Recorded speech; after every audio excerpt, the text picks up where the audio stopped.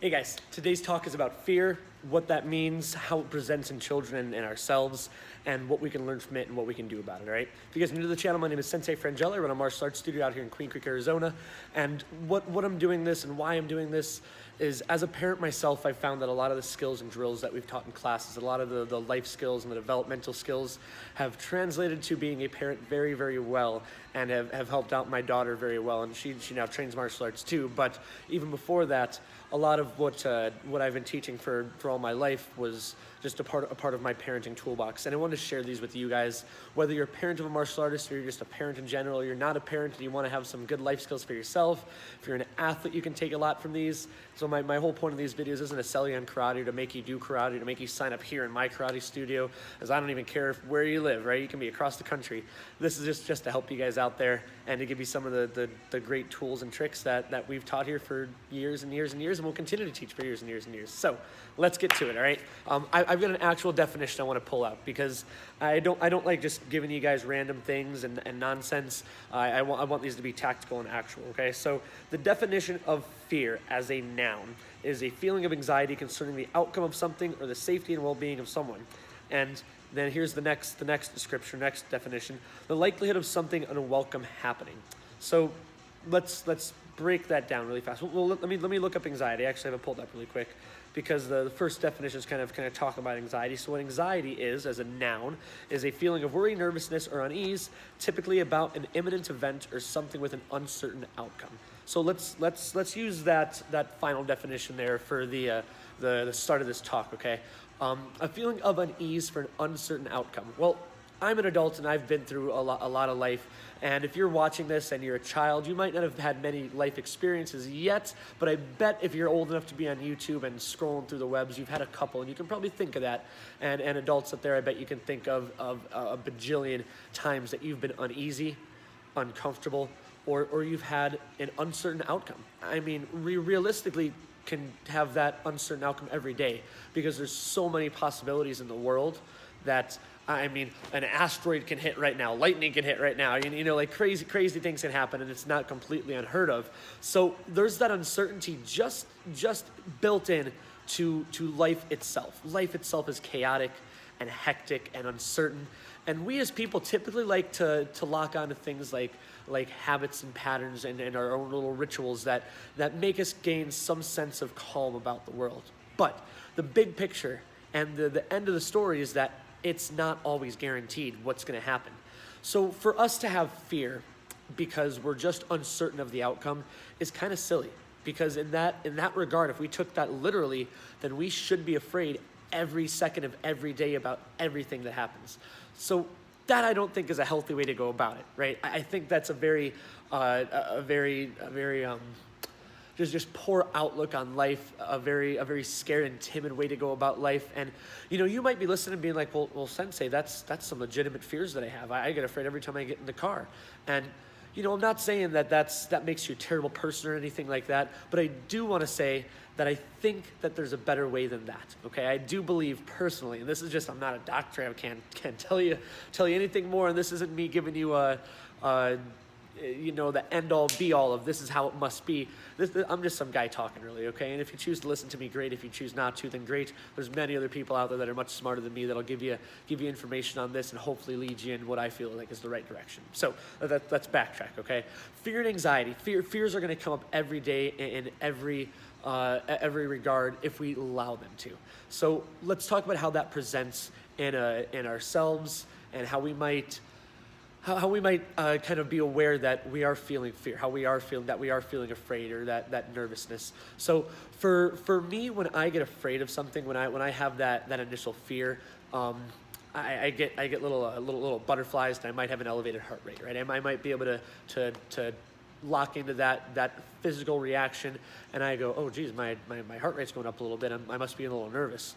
And then I can rationally think, well, yeah, I'm getting nervous because I've got to do this big public speaking event, and you know, my script's not quite ready. My boss and me have a meeting, and I might not be sure of what's going to happen in that meeting.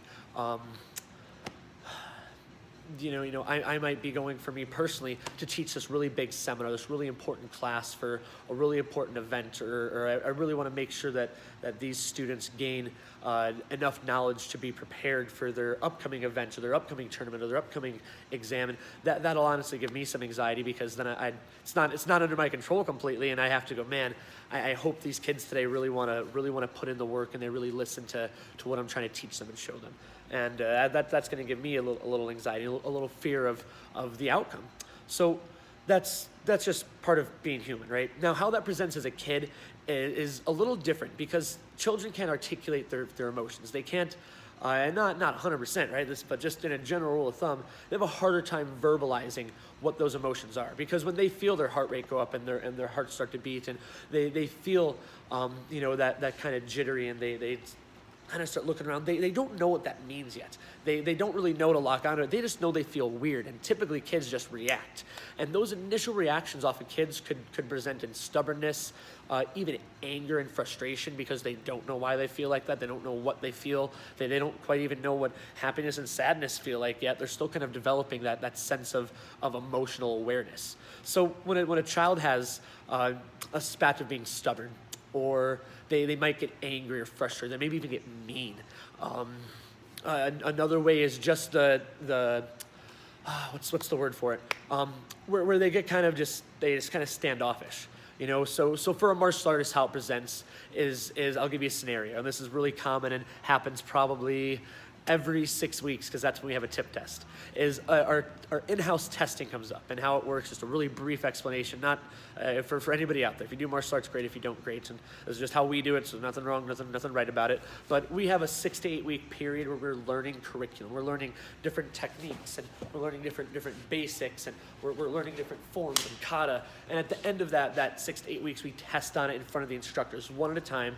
We close out the school. There's no classes, and it's an individual test. And you go in front of one instructor, you show them what you're made of. And how we say it is, or how we explain it to the kids is, hey guys, these 6 to 8 weeks, we're showing you karate. On this tip test day, it's your turn to show us karate. We're not teaching you anything. We're just going to talk about it. You get one shot. We're just going to kind of grade you and critique you and tell you if you're ready to move on and advance to your next level. And that's it. That's it. So they're really just going to come in and show us what we've worked on with them, and held their hands through and explained the past 6 to 8 weeks. It's not a pop quiz. It's not random stuff. It's from day one of those 6 to 8 week periods, we're telling them, hey guys, this is what your test is going to be about. These are the expectations. This is what we need to see. This is what's going to pass. This is what's going to fail. And this is what you want to aim for to be black belt excellent. Okay. So it's really, really put out there. It's not a surprise test. So it's not that uneasiness because you're not sure what's going to happen. But what happens is they get afraid of the outcome. They get afraid because they're not sure of what that outcome is. Because we let them know it's not just going to be handed to you because you showed up. You're going to need to meet certain expectations. And as a child, it's hard to realize, or hard to really differentiate between, are you ready or you're not ready? Are you completely prepared and you're just a little nervous because that's just natural? Or are you unprepared and you're nervous because you're unprepared, right? And being able to lock into that is tough as a kid and even an adult sometimes.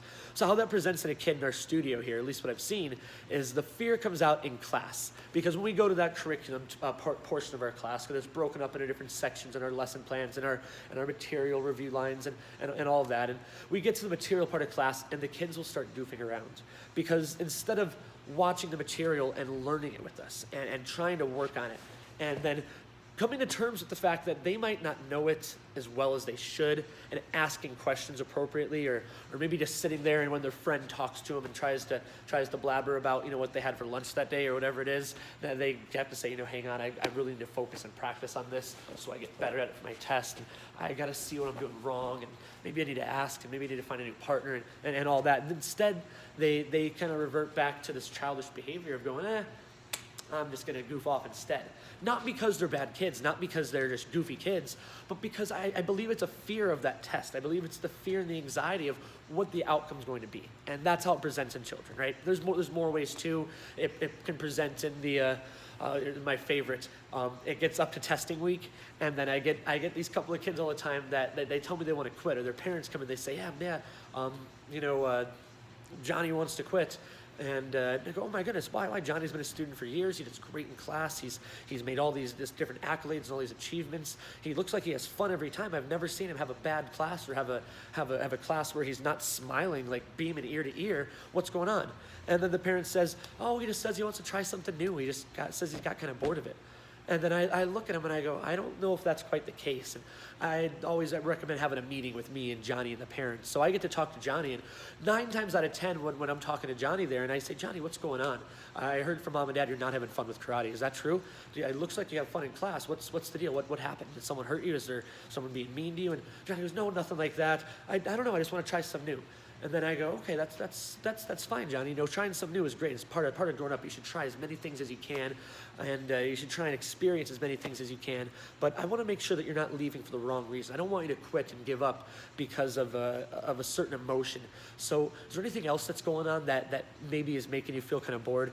And I might have to kind of lead them to it, because I don't want to say, hey, Johnny, are you scared? Because then Johnny's either going to do one or two things. He's going to go, no, I'm not scared, and stick his foot down on the ground, because Johnny doesn't like being scared, because Johnny's tough and brave and strong. Or Johnny's going to go, yeah, sure, I'm scared, because I told him he was scared. So I like to let them kind of tell me, but I can kind of guide them to give me the true answer, right? And like I said, 9 times out of 10, Johnny will end up talking about, well, I'm not ready for the test. I feel like I'm not prepared. These techniques are too hard, and there's not a lot that I know. I missed this week because I was sick and I forgot to do the makeup classes, and I'll start hearing the true reason come out, right? And then when I get to go is, aha, so Johnny, you're not bored of class. It's not that you're not having fun. You're just afraid of this test. And then they usually look at me and they give me that look of like, I'm not afraid, like, because no one wants to be afraid. No one wants to have fear. No one wants to be scared. But it's a true fact. It's a part of life that we are going to be afraid of things. Because like I said, if we look at the definition of fear, we technically could be afraid of just walking outside of our house. Heck, we can be afraid of going to sleep, right? But we all know that there's some things like that we don't need to be afraid of, because that's life. It's chaotic and hectic, and nothing is assured. But we do have those things that we can control our fear. We can control the outcome in a sense, right? I can control the outcome of my test by practicing more and focusing more and learning more. There's another video about discipline and what the importance of practice and all that, and that's up on the channel. So go take a look at that. It'll kind of tie into this if you'd like to just get into a YouTube rabbit hole like I do sometimes. But the point being is that fear presents in different ways, and I need to be able to acknowledge and kind of just be aware of how that fear is going to present in me and my kids, and then what the real problem is. Too often, we try and fix an issue that's not the real issue, not the root of the problem. What that leads to is the same issue happening again and again and again and again and again. And maybe I just address the surface area, right? So let's say Johnny, and I'll just use the karate example again, just because it's what I do and what I'm aware of and what I'm thinking of right off the top of my head without, making a big, long, script for these videos, right? I have a general outline, by the way. I have a lesson plan of sorts, but I'm not scripting every single word. I'm just kind of talking because I think I do that pretty decently, okay? And if I don't, then let me know and I'll try and fix things, all right? I'm always up for feedback, okay? But anyways, let's use the example of martial arts and why that would be bad to just not address it, right? Johnny comes up to you and says, hey, Mom and Dad, I know I've been doing karate for a couple of years and I really like it and I've had a lot of fun with it, but I'm kind of bored of it. I think I want to do something else now. And then you go, all right, Johnny, that's fine. We'll pull you out of karate. We're not going to do it anymore. But what really the root of the problem was Johnny's fear. Johnny was afraid of that test. He was afraid of his skill. He was afraid of being good enough. And we don't really look into that why. We just hear Johnny go, yeah, I don't like to do it. I'm kind of bored. And you go, okay, well, let's try something new, Johnny. Let's do something else. Johnny does baseball. And Johnny's a little older now because he's growing up and that's how life works. And he might do baseball or a sport or whatever sport, right, in junior high or high school. And he might be playing on a team. And you sign Johnny up, you get all the gear, you get all the equipment, and gets to practice, and then before the first game even happens, Johnny says, I'm kind of bored with baseball, I don't think I want to do it. And you look at Johnny and you go, man, Johnny, we spent all this money and all this equipment and gear and getting you signed up and registered, and you're kind of committed for the whole deal. I guess we'll let you quit if you really don't like it, if you're really bored with it, because we don't want to make you do something that you're bored with. But man, that really stinks, Johnny. I wish you're more responsible in that. And then Johnny goes, man, I'm not responsible now. That really stinks. I wish my parents saw me as a responsible person. How can I do better at that?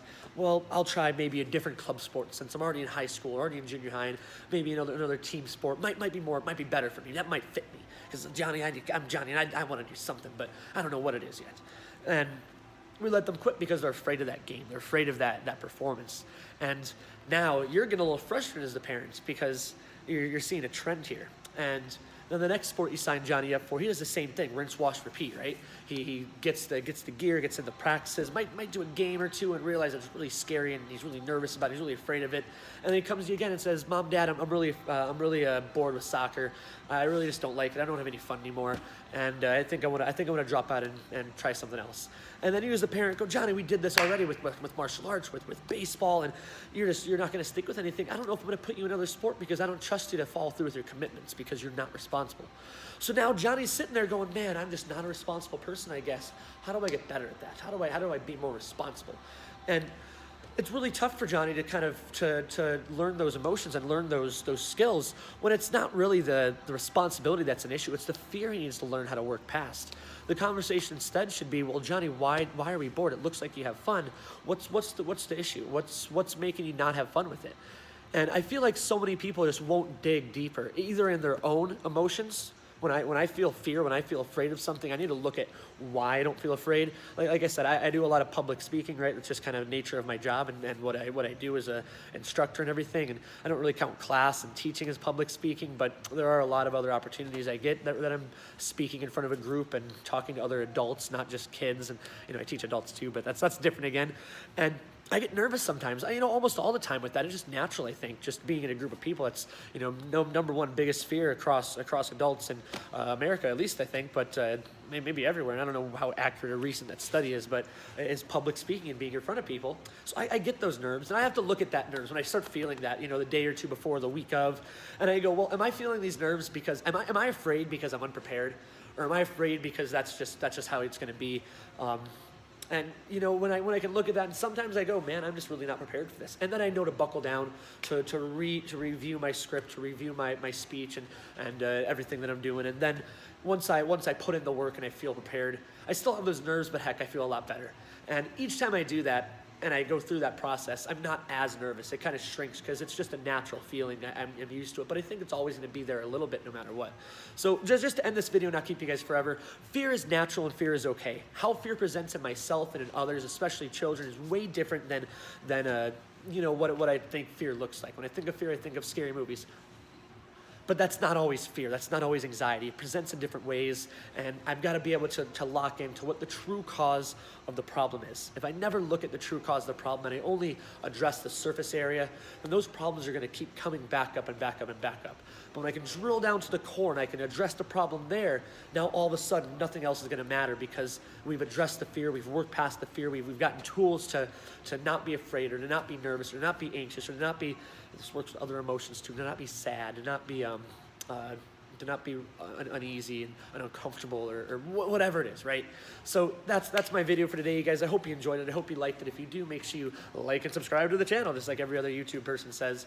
And share this with your friends and family too. If you guys are martial artists and here in my studio, then I appreciate you guys being part of this. And I hope that you guys have gained a lot out of this knowledge. And a lot of parents out there told me that, they'll hear something like this, like, man, Sensei, wish you would have said that before, because there was a couple months ago we were going through something and it would have helped a lot. And I go, man, you know what? I say the same things, the same little stories in my classes, and I have for 7 going on 8 years now. And it just goes to show that you might be a part of something or a part of an organization or a part of a sport or an after school thing or just a club, and you might not be getting everything out of it that you can. My wife does Pilates, and she recently discovered a new thing she could have been doing that she hasn't been, and she's like, man, I wish I would have known about this earlier. So just goes to show you, always ask and always reach for a little bit more, because there's a lot out there, you guys. Hope you enjoyed it. Thank you for being here and watching. I'll see you guys next time for another video about some of the same life skills and things.